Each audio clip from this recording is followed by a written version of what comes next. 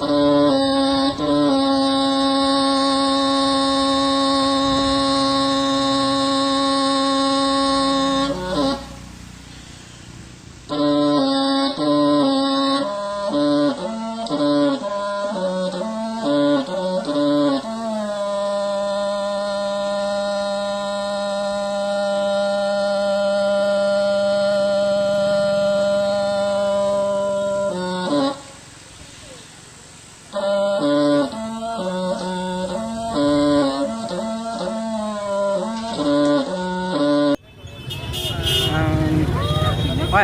đúng rồi. Có phải xem à? Đó. Hả? Ở nhà. Là bắt đầu mua gì à? Mua à? Này lúc bây giờ hả? Ở nhà nó? Mua đó. Xong à. Đây tụi nó đây, tụi nó lúc hồi giờ. Hả? Ôi, có bây giờ họ nô à? Đó. Ở nhà nó? Có gì đó? Đây, dòng câu đây coi, bắt đầu từ đâu à? Chưa tao à? Có bố mua next food à? Mua đó? Có vào cả mua cả từ Facebook rồi của à? Đó? Nè.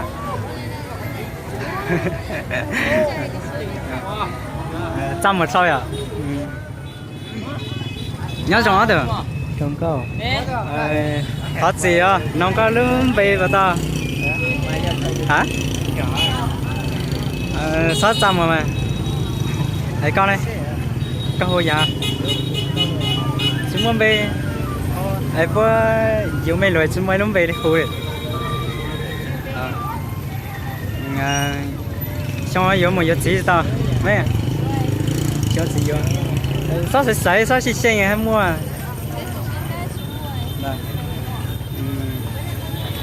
xong có mà bị chết xong nè lâu bị chết xong bị chết nó lót chờ á ai tổ này bị chết xong á cậu bị chết xong à từ lúc từ nó nè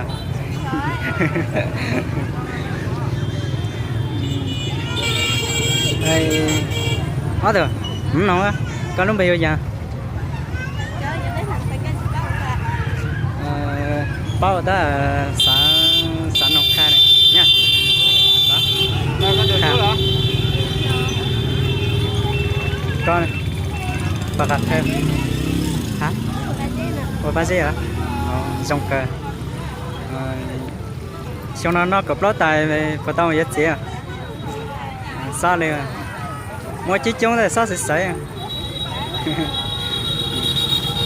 lúc nào tôi bỏ là gì à mấy nè xin lỗi đó của mỗi cái từ nhẹ nhẹ đấy vậy chúng mà nói chúng mấy từ mấy nhẹ đấy mua đó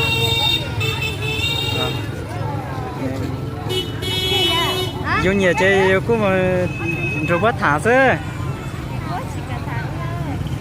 đây mấy trong trời cũng rồi mấy thả nó ở chơi ở chỗ này chụp không gì sẽ sao trời nếu nó cho bé mà thả từ con tới xe có cả thả bé à khi nào xe nhiều có tao được luôn cuối trong nông xe nhiều có tao được luôn chứ có tao một xí nào cho tí mà thả bằng con á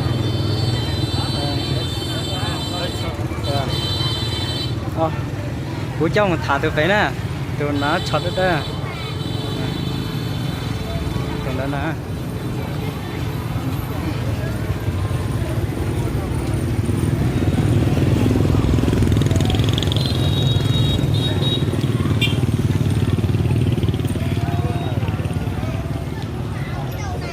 cốc chè bao nhiêu đấy? 80.000 à? À thế à? Nó cho em cốc Em ngồi về bên này Vâng, ngồi đâu? cho nó thoáng. Ngoài bên kia gái xinh kia kìa. Đang chuẩn bị quay.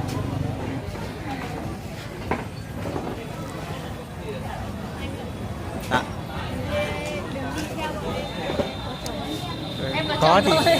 Có cái gì đâu đúng không? Thôi quay chị đi em. Quay đi. Quay nhá.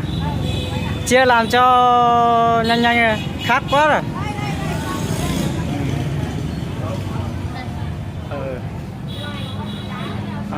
Mấy hột liệt à? Đó. Chị quay à?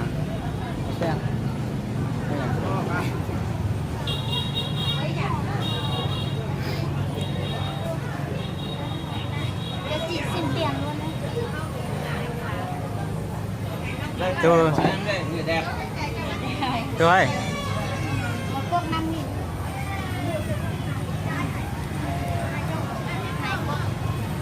Thế thì giả lại tờ mình nhé. Cho nó bê cho nó. 5.000 nhỉ? Tôi mua. Có gì nó có. Lại 5.000 nữa đúng không? Cho nó bê thôi cha.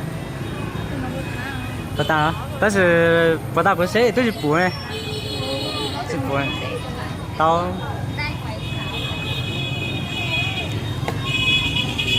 Ai trong đấy mất chỉ tao. Đó. Con này mua đó. Mấy đứa trẻ thì. Mấy trẻ thì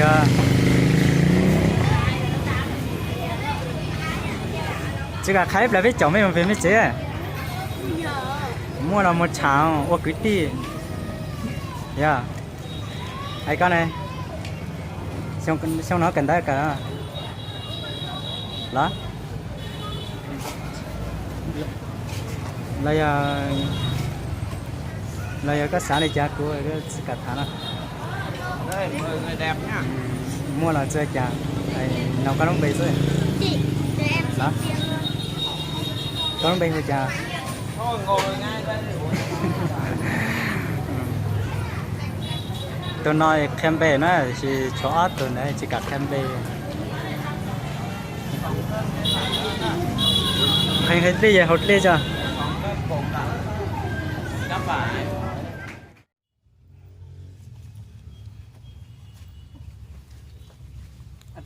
Cô mấy chị nhá mà thì thế bé xem mấy chị đó Em sáng chưa kể múc xe đúng. ít tôi về hồi giờ nó cả sao thế anh chủ á tôi mua tôi Nhưng mà tôi chỉ em này. tháo cái từ phải bố rộng nào nha đó Dạ. thôi giờ Cái nước sữa này còn có mấy dao nữa đó và cho cái tỏi nghe gì nữa ấy tôi này là chúng ta cho phản cái mông. Cao phạt cái mong đó. gì đó giờ mình tìm nhóc cả xong nữa Nghe thằng nó cao phạt nào. mình sẽ xin lo nha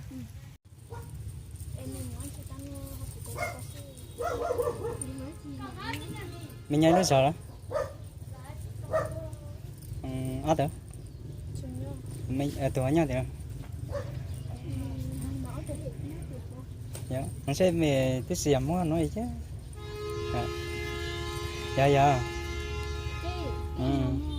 gì đó giờ có xây ngồi mới nhớ là sòng đua dạ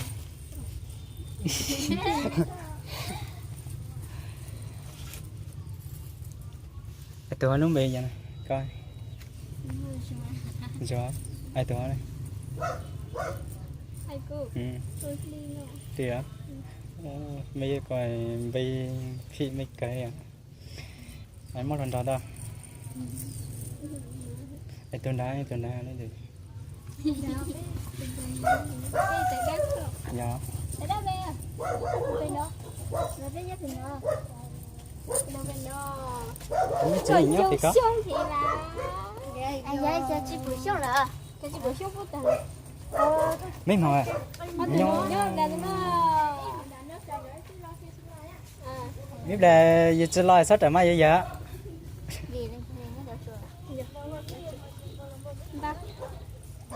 bao hả vậy như bây hốt cú à dễ à ai mấy chị anh thì không thì thôi thì tiếng nó hai nhá hả nhá trước giống hả mấy chị nhá gì về từ quả là gì à từ quả muốn dạng là gì hay từ cái ta hiểu buồn đấy chứ đúng không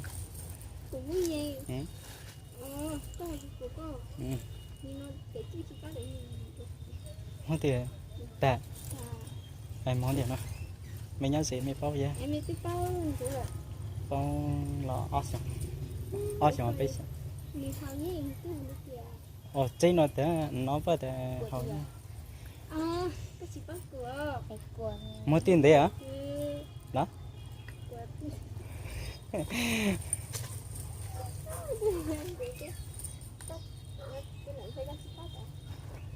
khi có bắt đầu lần sau mùa tháng mùa giá giảm mày ai coi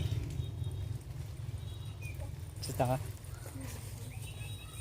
mấy món sẽ bị số nó mà nó coi nhỏ nhép lên món kia món sẽ phải nào ít chồng mà xem gì đó gì xin mà nhớ nhép lên luôn mấy món sẽ muốn già đó mấy chị này mua bây giờ từ học biết từ chị từ coi từ luôn từ do này con chị bóp luôn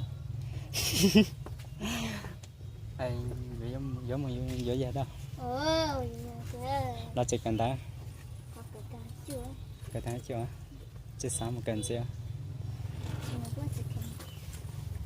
anh ở nhà có trực hè có thể nhất chế đầu tiên đồn tàu nó là giờ tôi có thể chìm mồi dễ gì dạ nhá câu cú này đấy đây thôi vậy và có hai đây vậy đây tới giờ chứ là rõ quá có nhớ hả nhớ ta ra gì sport nhớ ta ranh chạy tàu ấy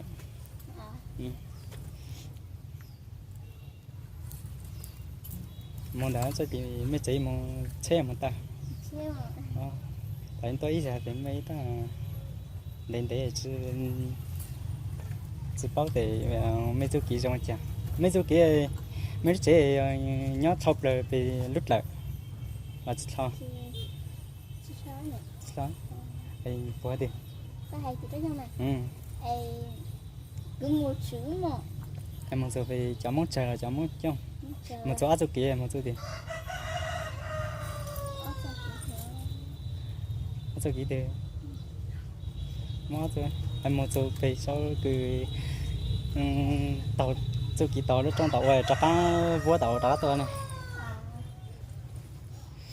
tôi đang có về các kia vậy vậy tao Dùa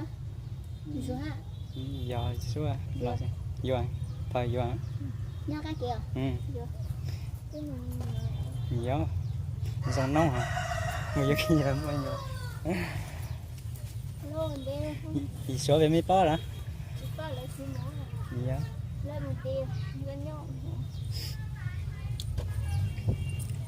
cái mỏ kia cái mỏ kia xong nó mua về chạy xong à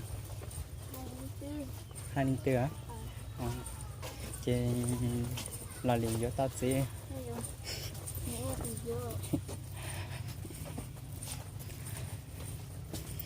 câu nắp của mình nhỉ chó chị hả chó chị chó ít chỉ về thì mày nhá tao số chỉ nhỏ cứ à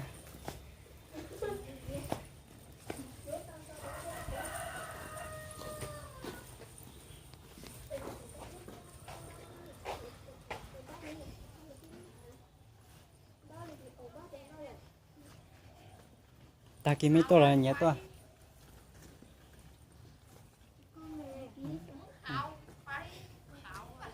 rồi rồi nhớ coi rồi vậy dạ giả với là tao dạ là tao đây tin má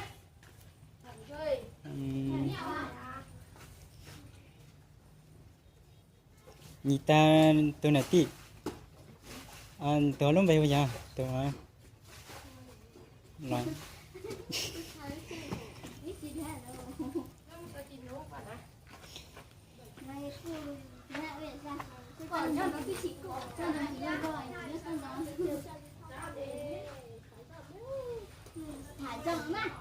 ai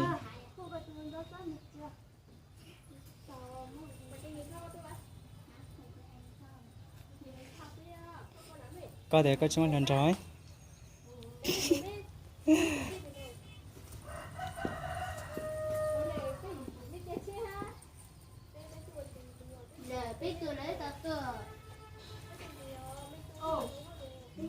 mấy tôi mình đi món gì đi cháy mỏ biết cháy mỏ à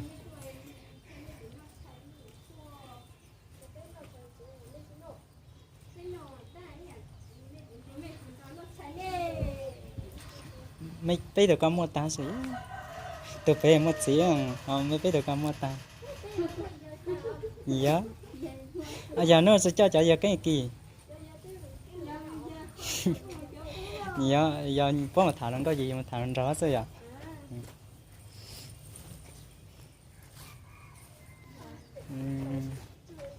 Ly cái này thì mấy xí à mấy chị nha ai tôi nói thôi à coi hồi á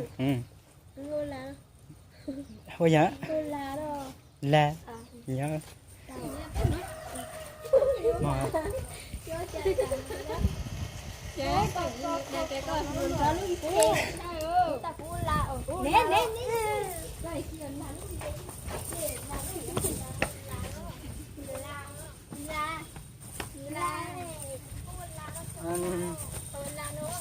mà xong nó mới giờ giờ chạy mấy tụi đó là cái xe à xong rồi giờ giờ làm mua thì nhảy lại nha nhảy lại này à món đá cú một thấy rất là chả nha ai mấy anh này nhau sẽ bây lên lâu này nhau sẽ nhớ ta nhớ ấy sẽ chạy bây à nó nhớ này bây lâu này nhớ ta sẽ nha có giờ có nhãn gì nhãn không đây có giờ nhãn gì nhãn có giờ có chết chùa đấy bao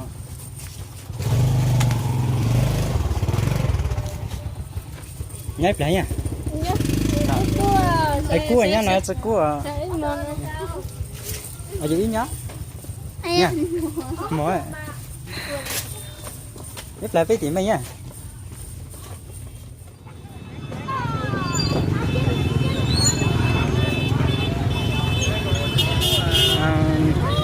ôi đúng rồi có phải giờ xong à đó hả bây giờ là bắt đầu mua gì à mua à này lúc bây giờ hả bây giờ nó mua đó xong rồi đây tôi nói tôi lúc hồi giờ hả ôi có bây giờ họ nọ à đó bây giờ nó có gì đó đây xong câu đi coi và tao mới được đúng à chứ tao á có bố mua next food à mua đó có vào cả mỗi cái từ Facebook của à đó nè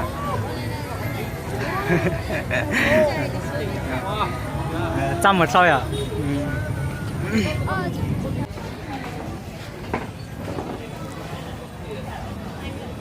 đó.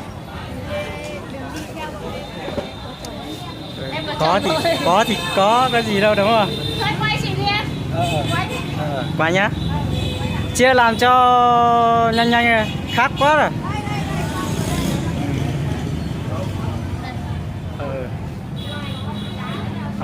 Mấy hột à? Đó. Chị phải à?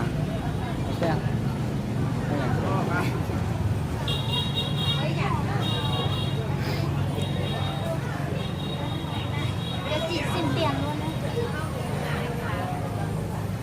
đấy. Tôi người đẹp. tôi Một cốc 5.000.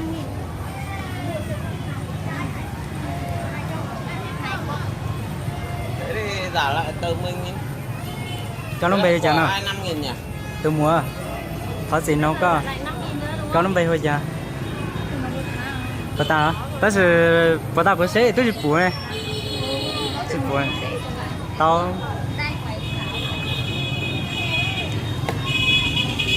ai cho đấy một chỉ tao đó con này mua đó mấy đứa chỉ ăn tiền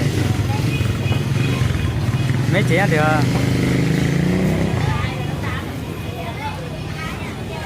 chỉ cả khai là biết chọn mấy về mấy chỉ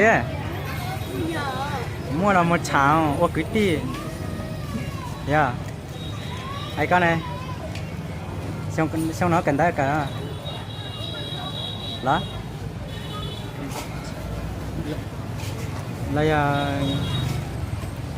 là cái xã này cha của cái cả tháng đó Đây, mời người đẹp nhá. mua là chơi chả nào có nó bể rồi Chị, để em xin đó tiền luôn. có nó bể thôi chả Thôi ngồi ngay đây để uống. tôi nói kem bể nó chỉ cho tôi này chỉ cả kem bể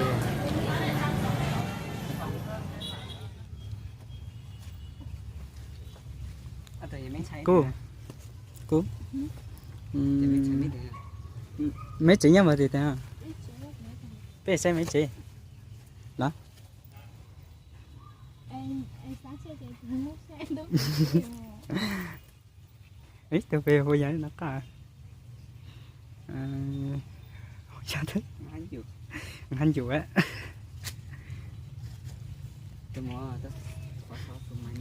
Nhưng mà tôi xem nè. khó có từ phải bố rộng à nha đó Dạ. thôi giờ Bây giờ sửa rồi cả còn có mấy giang nữa đó lại vào cho cái tỏi kia gì nữa ấy tôi này là chúng ta cho phần cái mông. Cao phạt lại mong hả? gì đó giờ mấy tem nhóc cả xong nữa Miền không cao phạt rồi.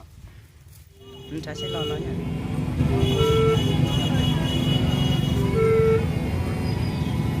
cho anh có lửa xin giờ mới trả lại chưa Ra sáng ngủ lên hôm nay tôi sẽ nghỉ lại. ha là xong rồi lúc nào mùa lỏ chưa chỉ tàu là có nhớ tiền này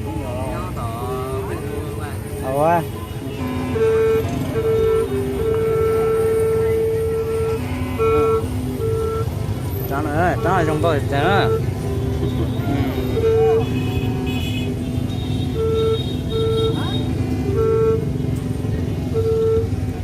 sao xong mùa giờ là xong nói nhầm mùa sao lên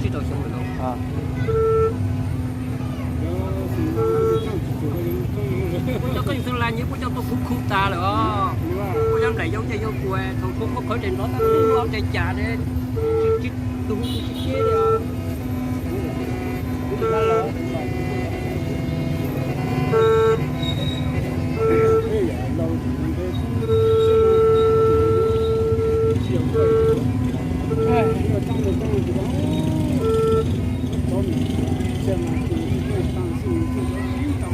đi xong mùa nào bây giờ trả rồi bây giờ có xe bảo nó đi mau cho cái chuyện nhìn tàu nó lâu cái đó rồi đi xem con mua là về chợ ra đấy cái xong ô tôi chín chục cá này cái xong thế là mua tàu mua này có cái tàu cá thì ồ không yeah mày lo mà